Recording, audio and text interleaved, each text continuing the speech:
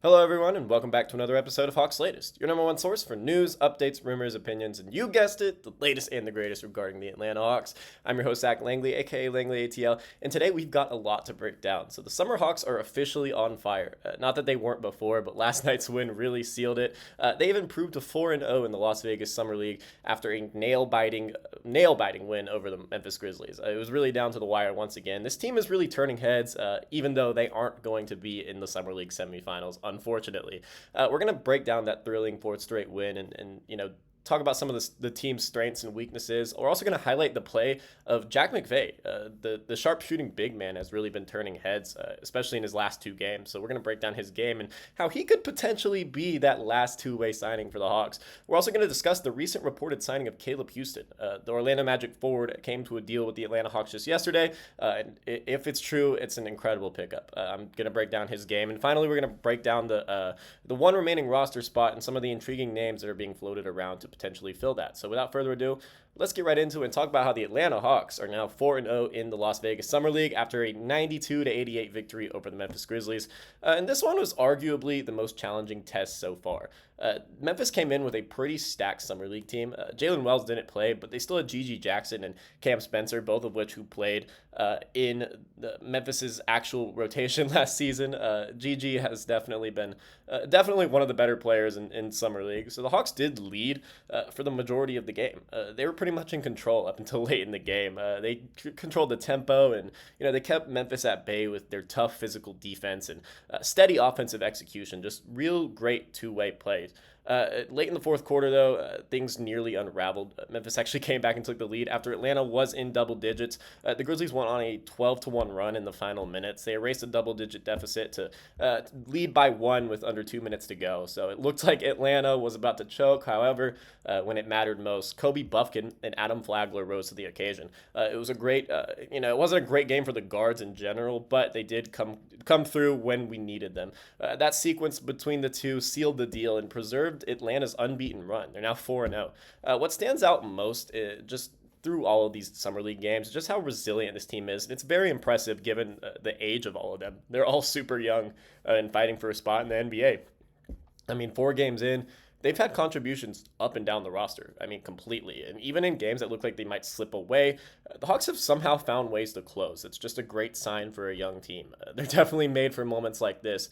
I've definitely been impressed with how Kobe Buffkin has closed games. He's been inefficient for the most part, just throughout the course of the games, but he has really stepped up when it's mattered most. So Atlanta, though, however, even going 4-0, they're not going to make the Summer League playoffs. It's pretty weird as a system that a team can go unbeaten and not have a chance at the Summer League championship. I definitely think this Hawks team could have won it, but their point differential was only +8, and there were 4 other teams ahead of them in terms of that were also undefeated. So just very unfortunate, but nonetheless, it was a very impressive Summer League. And we do have one more game. They're actually going to take on the Boston Celtics tomorrow at 6 p.m. Eastern, so definitely tune in. It's definitely unclear who's going to actually suit up in that final game, given that they're no longer in contention for the Summer League championship. It's so unfortunate, but shout out to the guys for making this an entertaining one. Playoff berth or not, this has been one of the most impressive Summer League runs in Hawks history. They definitely, in recent memory, have not been too good in the Summer League, so it's good to see them actually bring in a great squad that has great chemistry. And, we're going to move on now to Jack McVay, one of the Summer League players, and it's a name that Hawks fans probably weren't too familiar with heading into July. He's quickly made a name for himself in Las Vegas, and Atlanta does have one two-way spot remaining, so you never know. So McVay has dropped 20 or more points in each of his last 2 games, being Atlanta's leading scorer 2 times in a row, including a 20-point outing last night on an ultra-efficient 7 of 11 shooting. That's been what's really that's been the thing that stood out for him mostly. His 3-point shot has been deadly. He's looking like a legitimate stretch big, and like I said, his ability to stretch the floor has opened up things for players like for guards like Buffkin and Jurisic, and even guys like Adam Flagler. But what makes McVay so intriguing isn't just his shooting. it's his experience. So we've talked about this before, but he's 29 years old. So he's definitely the oldest of the bunch. He's much older than the summer league participants, and that maturity really shows. So he actually played for the Australian national team, so definitely some overseas experience. Played at a higher level than most of these guys. He was a great contributor everywhere he's been, and it's clear that he knows how to compete. He showed that really in the summer league. The Hawks currently have one two-way contract remaining. And if McVay continues to play like this, if he has a great game in the final summer league game tomorrow against the Celtics, we could potentially see him slide into that last two-way spot. I mean, his combination of size, confidence, and shooting is something that really all of them are stuff that Atlanta could use as we move into this transformative era. So keep an eye on this storyline just in the coming days. And now we're going to move on to the latest reported addition to the Atlanta Hawks roster, Caleb Houston. So we actually talked about Houston previously on this channel, I think about a week ago, discussing how the Hawks could use some of his contributions as forward depth. And so the Hawks have reportedly came to a 1-year deal with Houston, according to Michael Scotto of Hoops Hype. This hasn't been reported by Shams or any one of the most reputable, but Scotto is a legitimate source.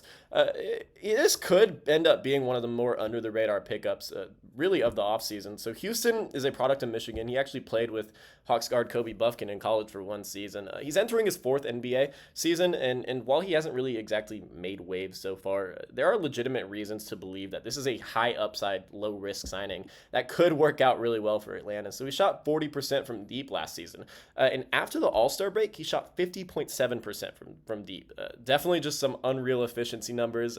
It's elite, and it addresses an area where the Hawks, needed improvement going into the offseason, and they have really made a legitimate focus on the outside shooting. Adding him to a wing rotation that now includes Kennard and Alexander Walker, suddenly Atlanta has a second unit that has real spacing and firepower. I mean, it was kind of an awkward system fit for Houston in Orlando. They don't have a lot of playmakers, and he's kind of a catch and shoot guy, so it didn't really make a lot of sense. It's good that he's getting a new scenery, because this is someone who has real potential. At 6'8", he gives Atlanta something they've also been missing: true positional size at the backup 3 spot. While Kennard and Alexander Walker could potentially fill in as small forwards, Houston does bring a more traditional frame for the role, and he's going to fit in very well.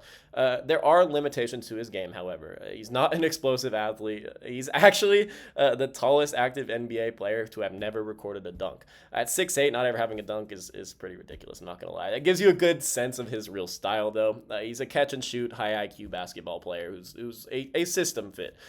He barely ever attempts 2-pointers. He is a catch and shoot 3-point specialist. But like I said, paired with the playmakers Atlanta has, I mean, Trae Young is going to love him.